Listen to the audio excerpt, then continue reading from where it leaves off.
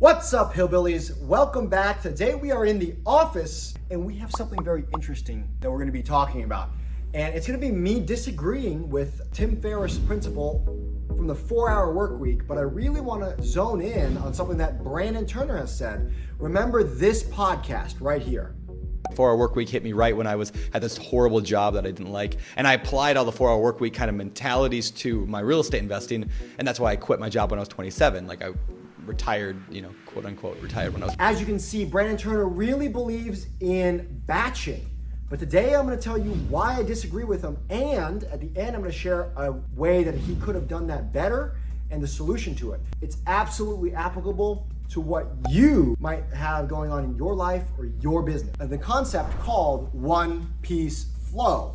It's very, very well known in the manufacturing community. These are billion-dollar organizations that operate on razor-thin margins. Just because the concepts were birthed out of manufacturing does not mean they don't apply everywhere else. They apply everywhere, and we're gonna show you how he could have done it better. We're gonna get into it right now. But first, some of you might be asking, what is batch work? And why does Mr. Brandon Turner, the ginger beard giant, swear by it? Well, we're gonna start with what it is first. Batch work is usually seen in two ways. Either A, you know what, I'm gonna keep putting this off, and at the end of the week, I'm gonna do a whole bunch of these things. Or flip-flop that, it's I'm gonna get all of this work done now. I'm gonna hold off my other work. I'm gonna do all of these things now, so when it's done, I don't have to think about it for the rest of the week. That is what batch work is, and we're gonna share with you why it's not really correct. It's actually a misinterpretation or a misunderstanding of what Tim Ferris meant in the book 4-Hour Workweek. Now, I haven't talked to Mr. Ferris, but I am an expert at lean and manufacturing backgrounds, and we're gonna get into what batch work is, and batch work actually kills people. Batch work may have killed people that you know. Batch work may have killed your friends and family members, and it could kill someone close to you in the future. And we're gonna get into what that looks like right now, and I'm serious about this stuff. And we're gonna help you avoid death. So if you haven't done it already, you can like and subscribe for more tips on how to stay alive. First, I mentioned that batch work was a misinterpretation. So if you go through the book, 4-Hour Workweek, there's all the main points, yada, yada, yada. And he's teaching you how to make things easier and easier and easier. And what he said was, if you can't make it easier, then you batch. Well, that has been taken to, I should batch things. And I've heard it repeated by many, many Instagram and influencers out there. And it's just not true. Batch work literally kills people. I'm gonna go to an example that most of us all know of, and it's called traffic. If you are stopping at a stoplight, it is stop and go and stop and go and stop and go and stop and go. It is a batch. You batch cars that line up thinking when the light will turn green, everyone will go through and it'll be happy hunky-dory. Well, you and I know that's not true if we've ever sat in traffic anywhere, and was a better alternate to that is one-piece flow. Even if it slows down, it continuously flows. An example of that for the traffic is a roundabout. I know I'm an American, so all you Europeans, go ahead and comment down about how superior you are in the comments. But a roundabout, as you can see, allows traffic to continuously move. As it's continuously moving, it is, while you slow down, everyone's getting where you need to be. Contrast that to batch work. I literally have a business partner this week that was T-boned because of an intersection because of stoplights. All right, we're gonna get into another more personal example. My father today has passed away because of the medical system and batch work. Think about the hospital system. You come in, it's a batch, it's a waiting room, you're waiting in line, they're batching people. You go from waiting in line to waiting sitting around. Then later they take you from there and they batch a bunch of people to different rooms. They're not ready for them yet.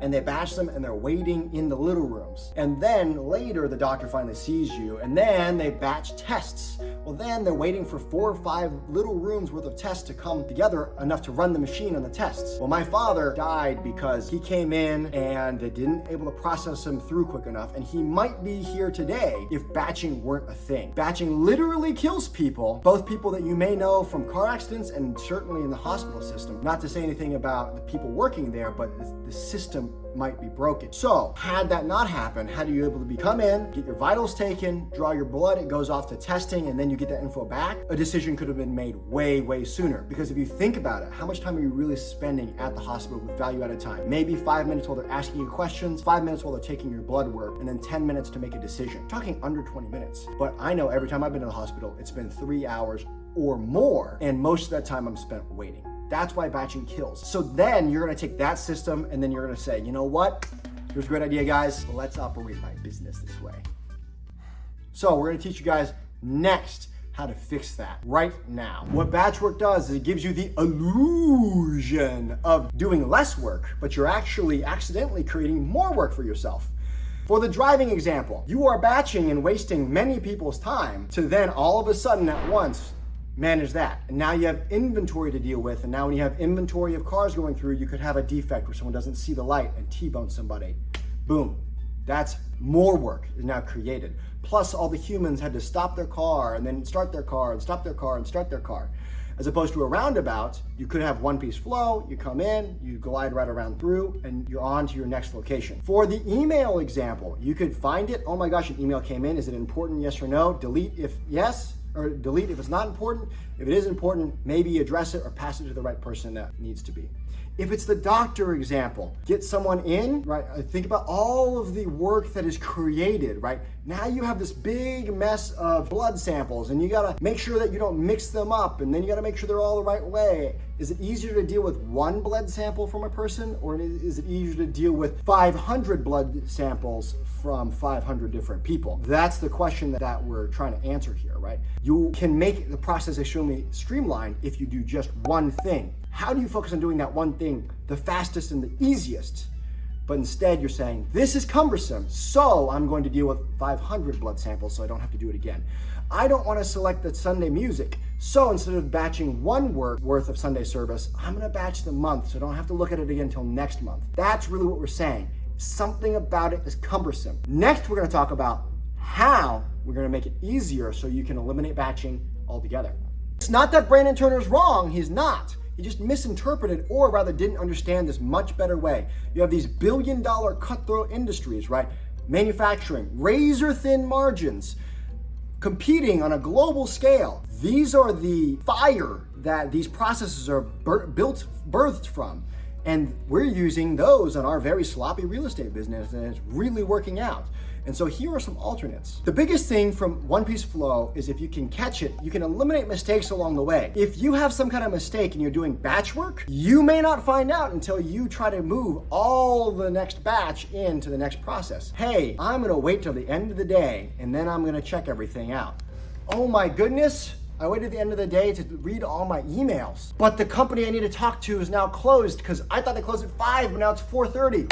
You just delayed your whole business another working day. But had you done the one piece flow as those emails came in, hey, quick process, done with it. Quick process, done with it. Quick process, done with it. Hey, I'm doing this thing, something comes in. All right, I'm gonna get to it right now. Boom, done. Not gonna worry about responding to it. You will be able to see in advance if something's gonna go wrong. The second main point is it leads to higher quality. Well, what do you mean higher quality? We're not building products here. Well, here's an example. When the email came in, you addressed it, you were able to dispatch someone on your team at Open Door Capital, and they were able to go and solve that problem immediately. Me, as the person who might give you money, hey, can you give me the P&L for this? Hey, I want to assign this thing. Boom, your team turns around and gets it back to them. Man, I feel like they're really on top of it. That's someone I want to invest with, right? And this is a theory for his company there. But having that high quality standard is good, and you catch problems sooner. So catching problems sooner means that you have less defects to deal with. If you come to the end of the day and then you start to batch your emails and then there's something wrong with your email or the server or the software, or this happened to us last Friday, came to the end of the day and we were gonna move money around to the banks because we follow profit first. And what happened? Not due to no fault of our own, the bank server was down and we couldn't access it. Guess what? I show up to Monday morning. I'm behind by 2 loan payments because I didn't move money in time because the system was down. So it allows you to catch problems sooner. Had I moved money once a month, that could have been a really major issue. Luckily, we were only impacted through the weekend. Had I moved money once every quarter, well, that could be an even bigger issue because now I could have all these big things go wrong. The major thing is when you deal with less things, you can have a higher quality, mainly because there's a lot less complexity, right? Why are we talking about complexity? Is it easier to deal with one email or is it easier to deal with 40 emails? Is it easier to deal with one car or 4 cars, or is it easier to deal with 100 cars? Those are the questions we're asking. Just because when you're dealing with less, you need less space, less room, less time. Your mental clarity needs less effort. So if you can come up with ways to make the process simpler and easier, then you're able to process things way, way faster. In the example of the email, could you have an automated response already? Could you have automated templates within Quick Parts, which is already a part of most Microsoft Service products? Is there a way that you can process that within minutes and get it out of your hair? So now whoever was waiting on you, hey, can you give me this insurance claim? They send you information. Boom, 2 minutes later, they have what they need. They're like, whoa, man, these guys. Now you're following up with them. Hey, where are we at with this insurance claim? I got you all the information already. That's the way that you want to be remembered as a client or a vendor, right?